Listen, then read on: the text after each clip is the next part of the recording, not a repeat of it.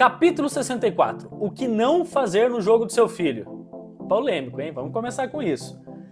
Antes, eu preciso falar o seguinte.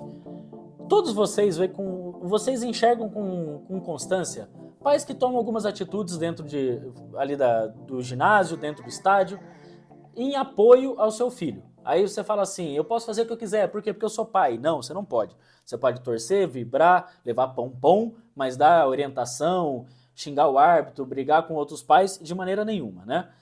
Mas todo mundo faz isso. Mas o que todo mundo faz é o comum, mas não quer dizer que o comum é o certo. Não quer dizer isso. Só que o comum é tão comum que daqui a pouco as pessoas acham que é certo, mas não é. Tem muitos pais, né, que na beira do gramado falam algumas frases como não passa a bola para ele, faz o gol você, ou tem você que tem que marcar o gol. Sai daí de onde você tá, vai lá para frente, né? Não ouve o treinador, ele não sabe de nada. Isso acontece. Fica aí, ó, fica aí que você vai fazer gol, ou chuta daí mesmo. Ou seja, dão várias instruções que são exemplos do que acontece no dia a dia. A gente sabe que isso acontece. E muitas vezes essa instrução é diferente do que o treinador dá. Todos esses comportamentos de vocês pais, uma coisa eu posso garantir, tá? Impacta no processo de formação do teu filho. Independente da idade dele, independente se você está na iniciação, na metade, seja qual for, impacta na formação como um todo. E aí o que eu venho passar para vocês aqui nesse capítulo é algumas práticas, algumas dicas para vocês não cometerem esses erros atrapalhando o filho dentro do processo, né? Primeiro, não fale com seu filho sobre o jogo durante o jogo. Não fale, não fale. Ele tem que estar concentrado. Entrou na quadra, entrou no campo, é dali focado no que tem que ser feito. Ele não tem que ficar olhando para o lado, ouvindo o pai, nem nada do tipo. Você pode ter as melhores das intenções, porém, não é teu papel ali. Entenda isso. Segundo, evite conflitos que não ajudam no desenvolvimento do teu filho. Imagina o seguinte, teu filho tá jogando, o bicho tá pegando, aí você não concorda com alguma atitude do treinador, ou do árbitro, ou de outro jogador, e você começa a discutir. Logo, outro pai que está do lado, ele se sente no direito de poder falar com você. E aí começa aquela confusão. E quando começa essa confusão, o que isso impacta positivamente na formação do atleta? Nada. Ou seja, não faça. Já de maneira bem resumida, né? Mesmo eu sabendo que é muito difícil segurar as emoções. É difícil. É difícil. Mas faz uma forcinha que vale a pena. Dica 3, né?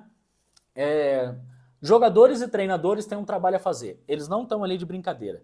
O treinador não passou a semana inteira montando o treino, desenvolvendo o atleta e tudo mais por fazer. Para você, pai, chegar no final de semana e achar que o que ele está fazendo é errado. Um atleta, ele não passou a semana inteira treinando à toa. Ele treinou para chegar no final de semana e desempenhar o seu papel. Então, deixe essa responsabilidade de fazer o que tem que ser feito para eles, tanto treinadores quanto atletas. Por favor. Quarto ponto, mantenha a boa imagem do clube, escola ou projeto que o seu filho participa. Quando você vai assistir o jogo, é muito fácil detectar quem é pai de quem. É muito fácil, muito fácil. Nós que trabalhamos com futebol, nós conseguimos fazer análise total. É muito fácil detectar. Então entenda o seguinte, já pensou? Eu já vi jogo que pai arremessa a cadeira nos outros. Olha que para nós, né? Você fala assim, que absurdo isso. E é um absurdo. Mas naquele momento, para aquele pai, não era absurdo. O que acaba acontecendo? Compromete a escola, compromete o projeto, compromete o clube e compromete você, pai. Porque você não vai poder mais participar, você vai ficar marcado, os outros vão comentar, porque assim, ó, notícia ruim corre, né? E ainda mais quando acontece esse tipo de coisa. Aí todo mundo acha engraçado, logo, por ser comum, acha que isso é certo. Mas, novamente, o comum, muitas vezes, não é o certo.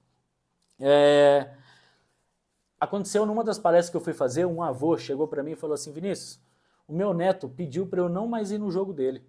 Aí eu falei, nossa, por que será? Será que esse... E o avô bem calminho, bem tranquilo. Aí eu falei, nossa, será que esse avô se transforma quando tá na hora do jogo? Aí eu falei, por que ele pediu? Ele falou, não, é porque o meu neto sempre quando eu tô, ele fica nervoso. Mas ele fica nervoso pela minha presença. Eu nunca cobrei pelo nada. Eu que pago a escola, eu que levo ele para cima e para baixo e tal, mas nunca cobrei, não falo nada. Mas ele tem medo de me decepcionar. O que você acha? Você acha que eu devo mentir para ele que eu não vou ficar no jogo e eu fico? Eu falei, não, não faça isso, pelo contrário. Você tem que ser sempre transparente com as pessoas que estão ao teu redor. Transparente, ético, verdadeiro, isso faz parte.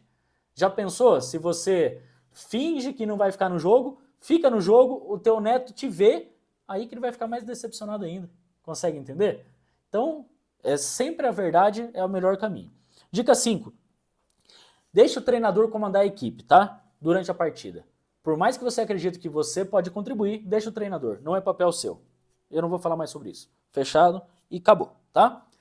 Sexto ponto. Meu filho precisa de uma dica, de uma orientação externa. Tá, se ele precisa de uma orientação, não vai ser tua, pai, vai ser do treinador. O treinador da autoridade máxima. Deixa que o treinador oriente. Ponto. Ah, mas ele precisa tomar as decisões. Enquanto ele não toma as decisões, eu posso orientar? Não. Deixa que ele tome as decisões. Mas ele vai tomar a decisão errada. Deixa que tome a decisão errada. Vai aprender com o erro. Existem 2 métodos principais de aprendizagem. No amor ou na dor. É simples assim. Ou ele vai aprender por um lado ou ele vai aprender por outro. Mas pode ter certeza que de uma maneira ele vai aprender.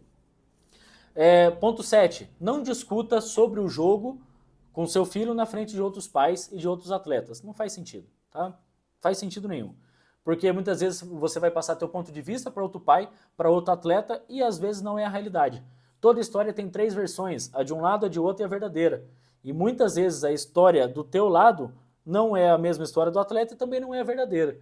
Então guarde para você, converse com seu filho depois, ou quando ele não estiver na frente, aí você debate contra o pai, aí é tudo bem, tá? Não pode falar, mas tem horas e horas para poder falar sobre isso, né? O que deveria muitas vezes ser um ambiente de alegria acaba sendo um ambiente, sabe? Deveria ser um ambiente de crescimento e aprendizagem, acaba virando um verdadeiro pesadelo. Porque o atleta, ele fica naquela atmosfera que não é uma atmosfera boa, acaba sendo uma atmosfera tóxica.